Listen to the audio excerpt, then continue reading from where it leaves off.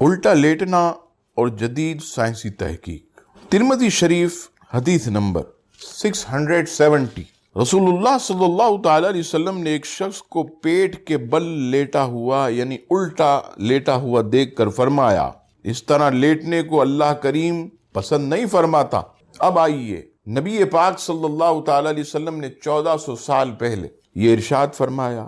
اب اس پر جدید تحقیق یہ ہے کہ الٹے منہ لیٹنا یعنی اوندھے منہ لیٹنے سے تمام اعضائے ہضم اور اعضائے رئیسہ اوندھے اور بے ترتیب ہو جاتے۔ اس کا سب سے بڑا یعنی پہلا نقصان یہ دماغ پر پڑتا ہے۔ لہریں اپنی ترتیب سے ہٹ کر دوسرا منفی رخ اختیار کر لیتی، حالانکہ وہ مسلسل مثبت انداز سے انسان کو فائدہ پہنچاتی۔ جب یہ لہریں منفی آتی ہیں تو آدمی کو ڈراؤنے خواب نظر آتے، حتیٰ کہ ماہرین نے نفسیات کے مطابق ایسے شخص کی زندگی کا رخ بھی اپنی ترتیب سے ہٹ جاتا ہے اور وہ الٹی سوچ کا حامل ہو جاتا ہے۔ الٹے لیٹنے سے پیٹ بھی پھول جاتا ہے، حالانکہ آپ دبلے اور پتلے ہیں۔